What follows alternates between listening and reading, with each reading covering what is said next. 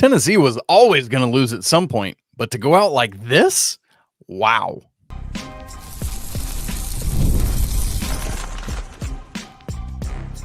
You are Locked On College Basketball, part of the Locked On Podcast Network. Your team every day. Hey there, what's up? Welcome into the Locked On College Basketball Podcast. It's the only daily national college hoop show out there. I'm your host, Isaac Shade, joined by our good buddy, Leaf Tulane, and you're joining us at the place to get your college basketball content every single day. Thanks so much for making us your first listen or watch, and we want to remind you can catch every episode ad-free on Amazon Music. Big special shout out to all you everydayers joining us and all the members of the Locked On College Basketball Discord. Speaking of our guy, Leaf Tulane, make sure you check out the brand new Locked On College Basketball Saturday Game Night coming at you live on Saturday evenings, kind of as all the action of the day wraps up. Leaf is going to be hosting that show. Last week on the first one ever, I joined him. Sometimes it'll be me, sometimes Andy. We'll just see how it goes. But man, it was a great time. We had a great crew in there hanging out together. The comment section was going off. So man, it's a lot of fun. Make plans to tune in with us this Saturday night. This episode is brought to you by FanDuel. From big upsets to game-winning drives, the NFL playoffs are better with FanDuel. New customers can place a $5 bet and get $200 in bonus bets. Win or lose, that's guaranteed bonus bets at FanDuel.com. Leaf, coming up on the show today, man, what a slate we had on Tuesday evening. Kentucky lost in Athens. Michigan makes Mick Cronin call UCLA soft. Cooper Flagg had a crazy dunk that went off that maybe shouldn't have counted. Auburn held off a late Texas push. Arizona might be finally getting things figured out. We'll get you ready for the Wednesday night slate. All sorts of great stuff coming up, Leaf. But there is nowhere else that we can start than the O-Dome in Gainesville, Florida, where the Gators, who were coming off giving up 106 points to Kentucky in Rupp on Saturday, just took Tennessee's life and ended it. They demolished the Vols 73-43, the number one team in the nation, and the last remaining undefeated is no more. Leaf, the numbers from this game are crazy. We can get to all of those here in a little bit, but first I just want to set it up and get your take on this game. Well, it went in terms of the win column, loss column, how I expected. I expected Florida to win this game, have a bounce back from what was a good game in Lexington. They lost. They're in the competitive SEC. And this is a game where they show their mettle, show what they're made of. And boy, did they. On the flip side, I expected a little better from Tennessee. And as we talked about on the aforementioned post-night show, we're talking about contenders, pretenders. I was skeptical of Tennessee because I don't trust their offense. Well, Tennessee scored just 12 field goals. And it's not like Florida's in 40 minutes of basketball. How does that happen? They're like a slow down team either. Florida is one of the best offensive teams in the country. And after this game, it propitiated Florida up to number 16 on the Ken Pom top 20 defense. So they fit the parameters, both the top 20 offense and top 20 defense. So are they national championship good? I don't know. But Tennessee made them look that good. And that's the greater concern here. This is the team that was the number one team in the country, undefeated. And they deserve that. But if you look at it from an X's and O perspective, Tennessee has the inferior bigs when compared to Florida. And Florida already, we talk about their guards, like Walter Clayton only had 7 points. You look at all their guards, Walter Clayton, Elijah Martin, Will Richard, that's a better guard line than Zakai Ziegler, Meshack, and Lanier, in my opinion, even though that's a pretty good guard line. So I think Tennessee had overachieved, and that's why I was anticipating that they would fall off a little bit. And I think this allowed for Florida to show that they belong with the big boys, but also expose Tennessee for people saying, oh, they're just as good as Auburn. Like you listen to some of our counterparts, like I occasionally will listen to Field of 68, and they said, hey, Tennessee's better than Auburn. Like, in what world are they better than Auburn? No, how? That's a bad take. How are they better than Auburn? They're going to win on a neutral floor, all that stuff that they said. Well, I don't see where that begins. Maybe it does happen, but Auburn's significantly better, and I think it really shifted the priority of where the Florida Gators are. Means they moved up, and Tennessee appropriately moved down, and they're in the similar tier line. Maybe even Florida's better. I don't know if I want to go that far because it was in Gainesville and it was a must-win game, but I'm just not that high on Tennessee, and I think that the Gators were able to show their mettle defensively, which I had questions of, and it showed some issues for Tennessee offensively. Yeah, man. I mean, when we look at the numbers from this game, folks, I said I'd give you some of them. Let's hit those really quick. This is the third largest win ever against an AP number one team. As a reminder, that poll began in the 48-49 season. It's the biggest win versus AP number one since 1968 when UCLA beat Houston by 32. The biggest margin ever over AP number one was Kentucky by 41 over St. John's back in 1951. So this hasn't been done in a long time. Florida started this game on a 12-0 run. They led by double digits for the final 29:51 of this game. So almost the final 30 minutes. They led by 20 plus for the final 17:57. The biggest lead was 36. No Tennessee player, Leaf, had more than 4 made field goals in this game. As you said, 12 total made field goals, but just 4 in the first half. I almost don't see how that's feasible.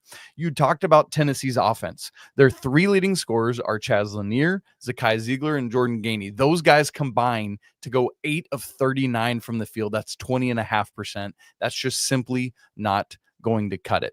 From Jared Burson, who is one of the greatest college basketball like stat nugget droppers out there. You should give him a follow on Twitter.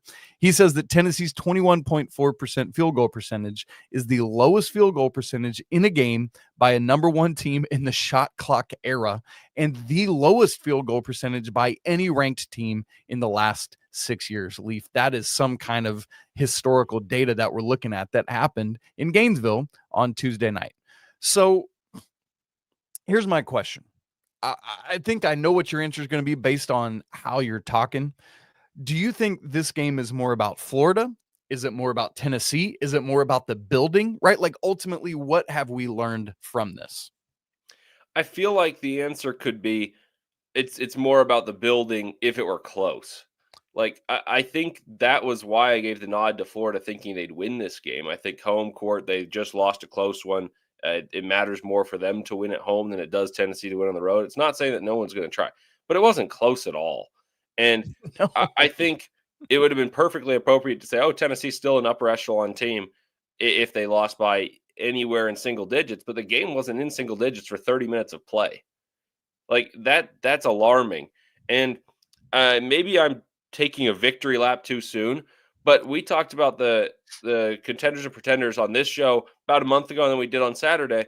And I was like, hey, Tennessee, who have they beaten? They beat Illinois, who may be pretty good on the road, but they barely did that, and they didn't do it in convincing fashion. It was kind of a lucky game if the way it happened. There was a bunch of free throws, it was ugly. And you look at their team, Jemai Meshack can't shoot. Milicic was supposed to be a shooter. He's shooting 30% from 3. You have a 5-man, no matter who plays, whether it's Akpara, whether it's Phillips, and whoever plays the 5 can't shoot. So they have 3 players on the floor that don't shoot well.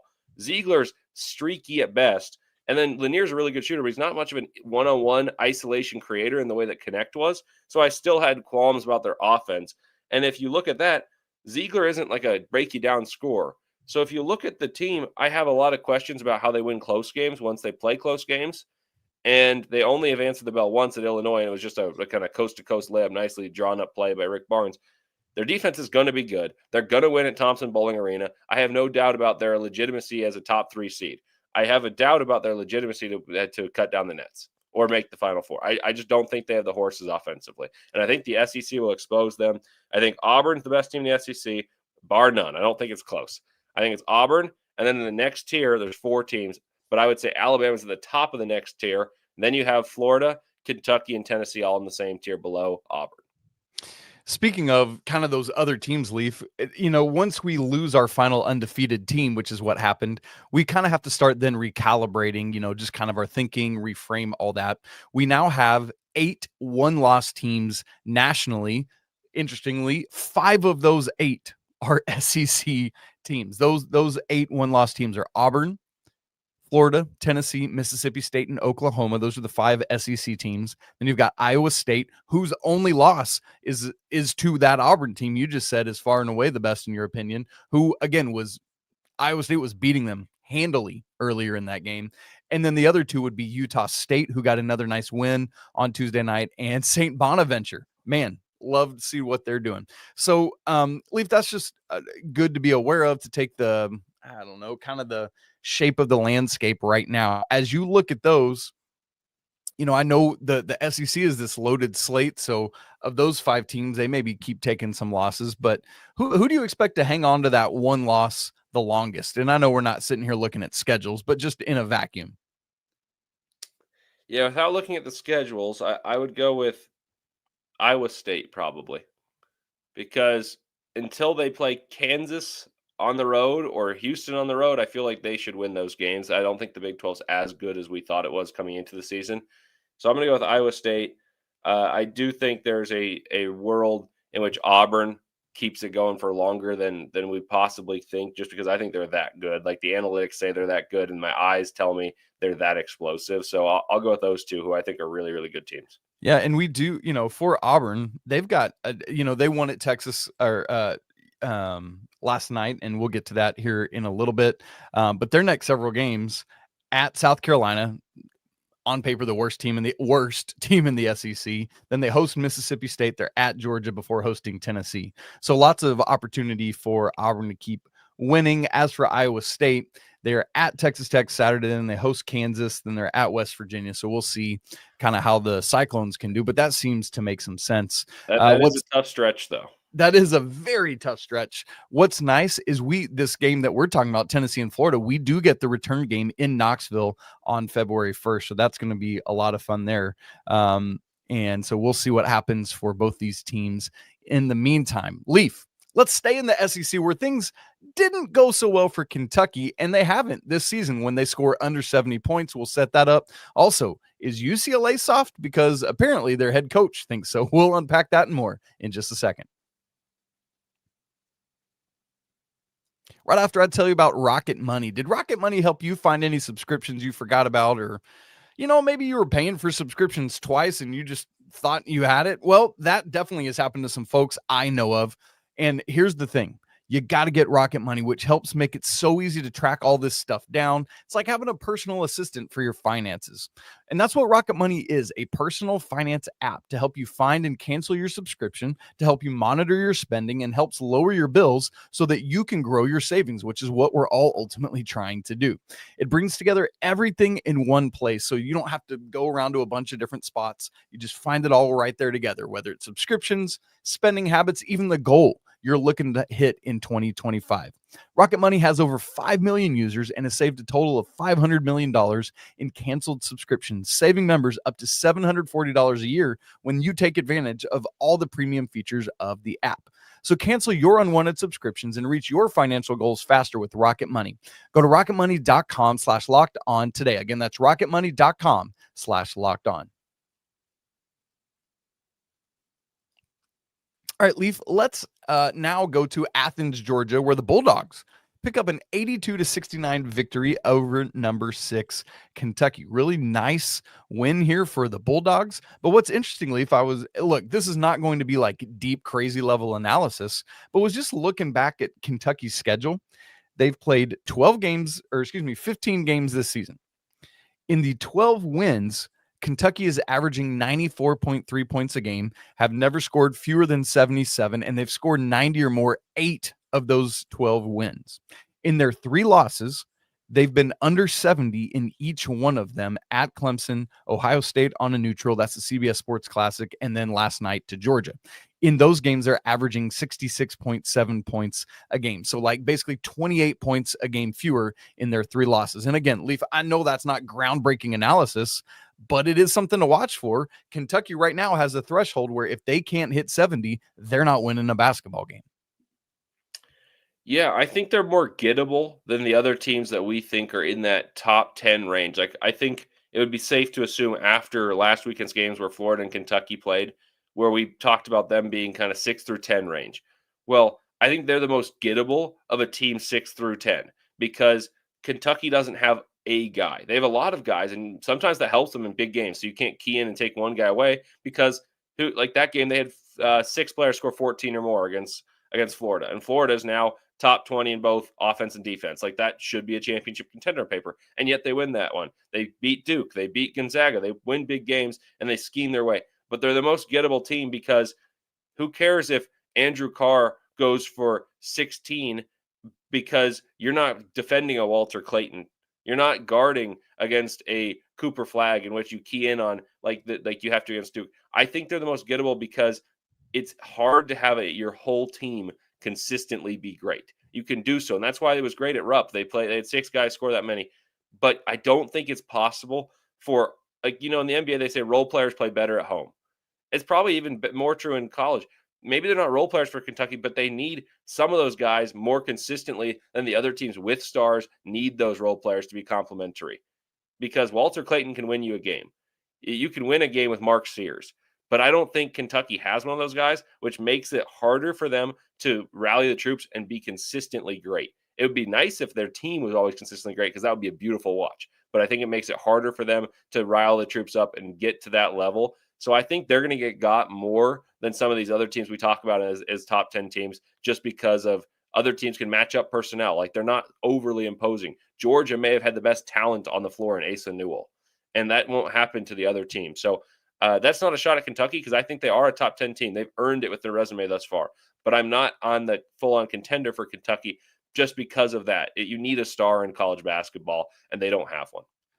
And so often, Leaf, when we're talking Kentucky, we wind up focusing on them. Let's turn the focus here on the team that won this basketball game, because for Georgia, it was a little bit of a back and forth affair for like the first 14 minutes. The Dogs take a lead with 6:17 left in the first half and literally never trailed again. Before you knew it, it was a 13-point halftime deficit. Of course, Kentucky made a second half push, but never got closer than 5. And when you look at Georgia's resume right now, they're 13-2. Their lone losses are to Marquette on a neutral and to Ole Miss at Ole Miss.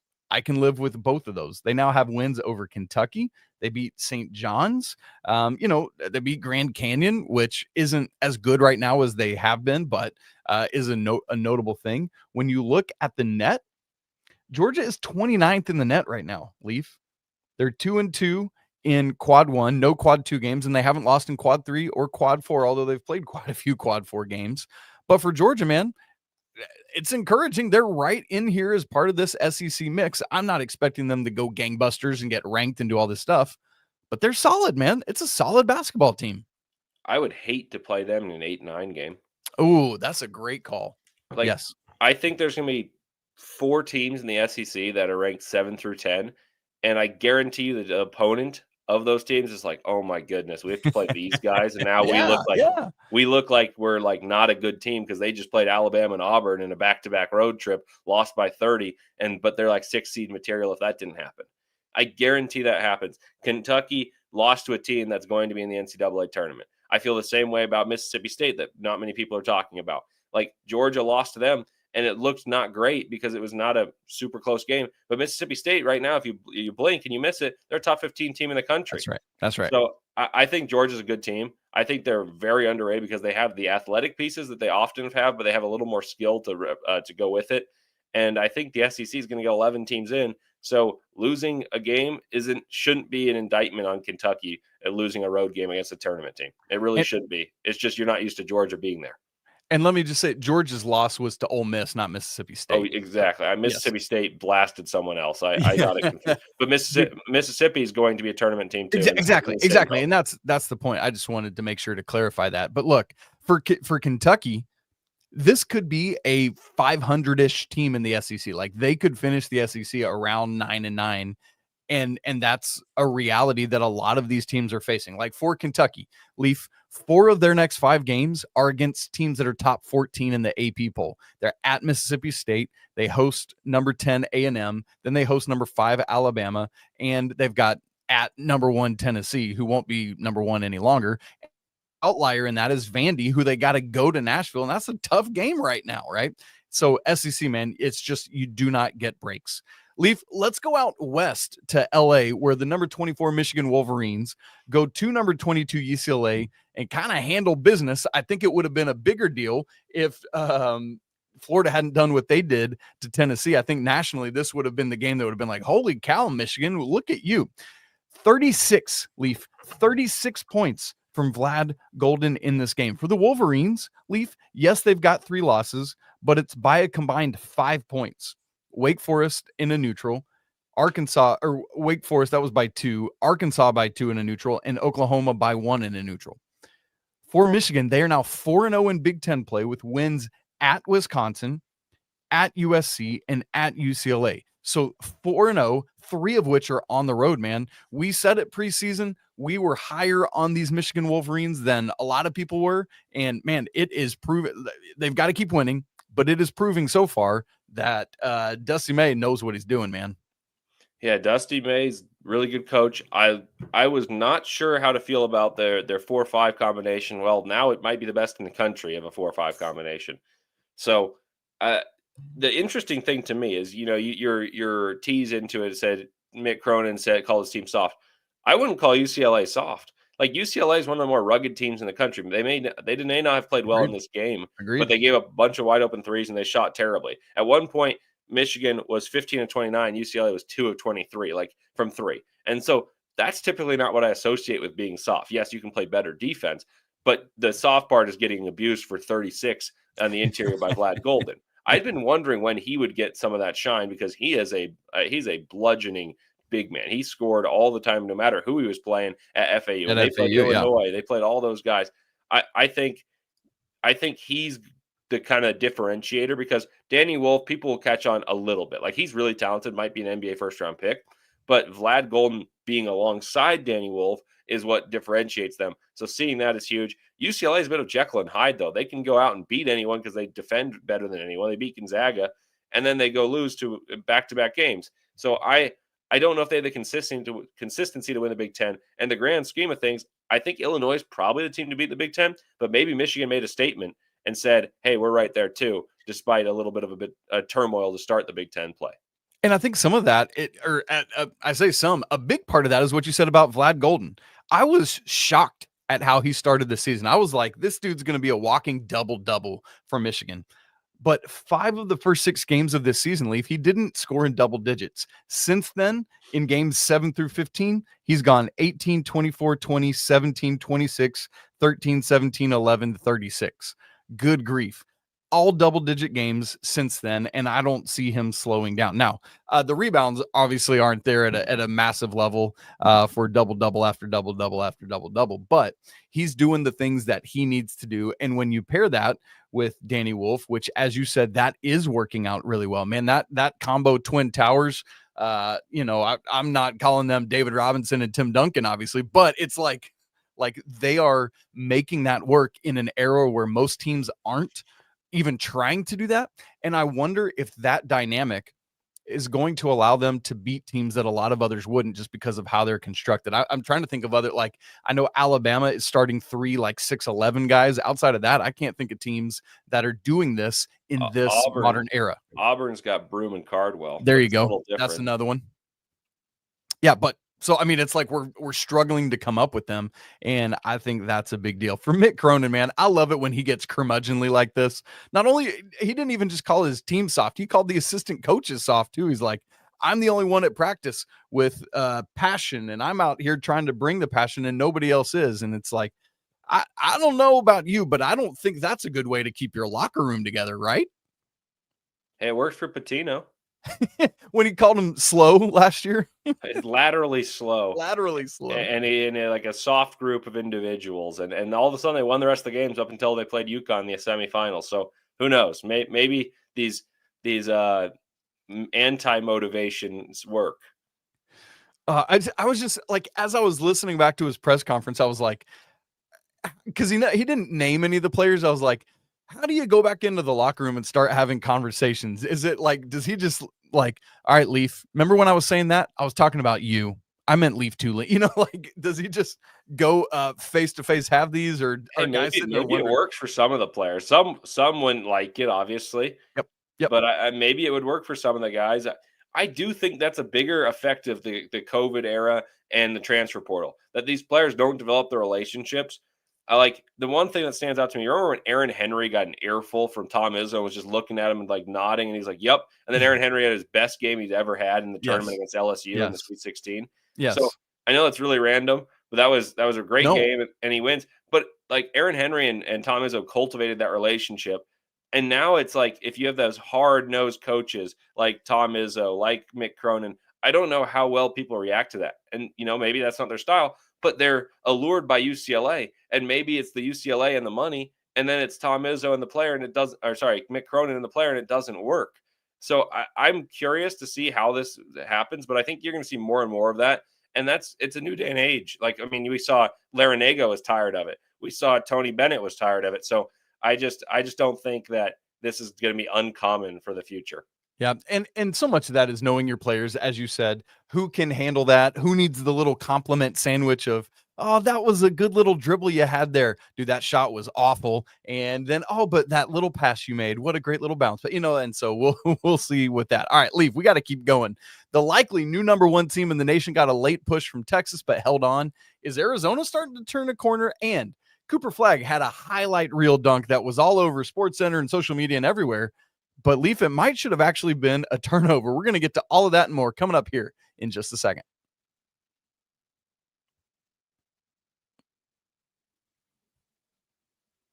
Leaf, let's start with Arizona, because this Arizona team is much maligned because they've had their struggles. They've not lived up to any of our expectations this year. Came into this game against number 21 West Virginia, which that is crazy that West Virginia has a number by their name. Oh, by the way. Anyway, Wildcats come into this game 8-5 overall, but they were 2-0 in Big 12 play after all of their struggles. Now they win at West Virginia, and the Wildcats are sitting here 3-0 in the Big 12. Leaf, is Arizona turning a corner? And if so, what's allowing them to finally do some of that? I think Arizona is turning a corner, and it was bound to happen because they were not as bad as they demonstrated early in the year. Like, they were fouling like crazy. They had no offensive identity, so it was bound to go up. But you know what I think is actually allowing them to turn the corner? A blessing in disguise. They were figuring out how to play with too many big guys, and it was clogging the paint, and it was making it even tougher for the much maligned Caleb Love, who's, I think, a scapegoat at times for inefficiency of the offense. It's like, oh, it's Caleb Love. Well, I actually would argue that the lack of spacing was the issue. Now they're playing the stretch 4, and Carter Bryant, who's really helping them. He's improving, and I'll call my shot right now. I think he should be a first-round pick. Ooh. So and you'll see him develop. I think he's going to be the key for them. KJ Lewis, all these guys.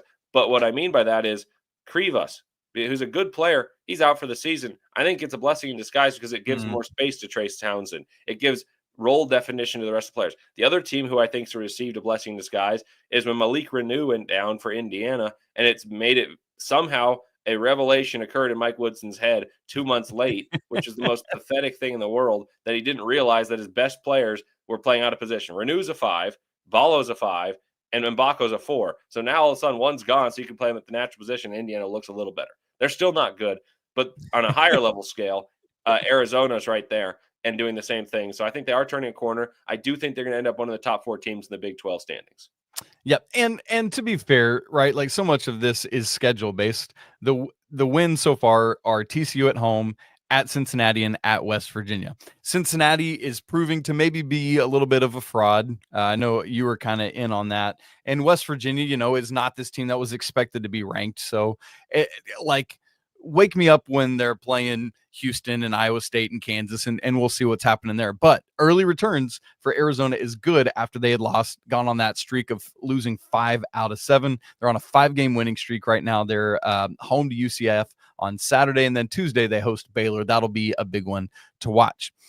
Leaf, Duke welcomes Coach Capel home to Cameron Indoor Stadium, rudely so. I mean, Duke is just bludgeoning people right now, Leaf Tulane, 76-47 in this game. And Cooper Flagg has actually multiple highlight reel dunks in this game, which is great. We've been waiting like, this is the dude. Where are the highlight reel moments? I think that's what everyone wants to see. And he has this one all up in some Pittsburgh yikes. Well, here's the thing. Cooper Flagg got the ball, double dribbled, kept going. No ref saw it. Leaf, should this have been a turnover? By the rule, yeah, but who cares? We're playing LeBron rules here.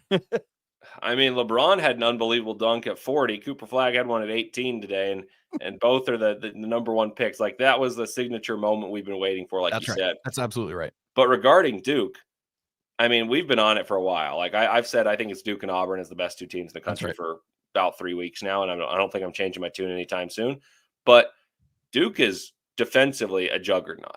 Like, they're up to number 1 in KenPom. They surpassed Auburn.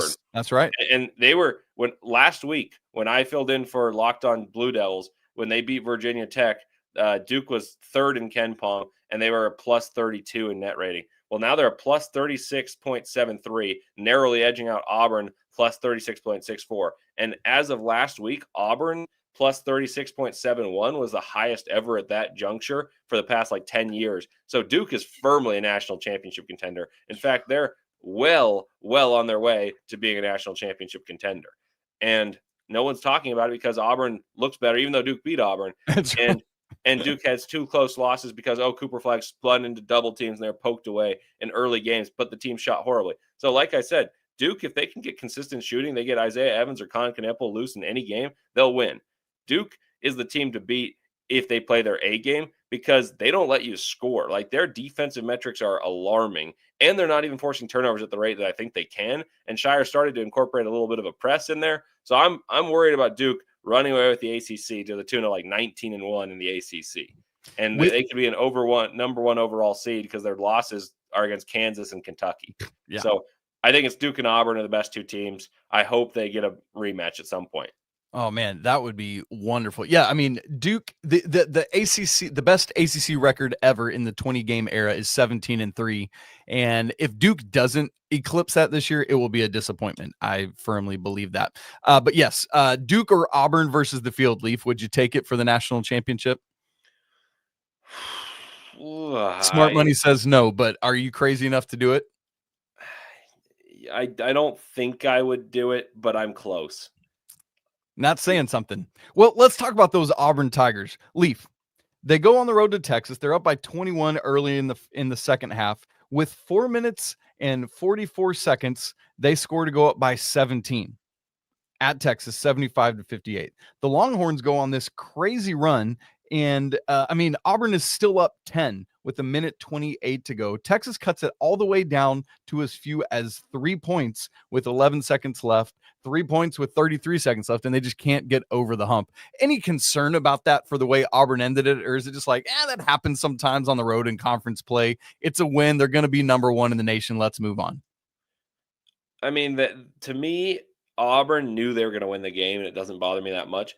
I do have a concern about Auburn. They have lulls in games. Their explosive moments are so good that they can blast a team away. But they do have lulls in games. Against Duke, they were up 13-2, and then they found a way to be neutralized with Malik Brown guarding Janai Broom. And you see these moments, and the upper echelon teams can punish them. And I think it will happen to them. And I am concerned because they don't have a true point guard. But they're getting good looks, and they have multiple scores. They have 6 guys right around 10 points.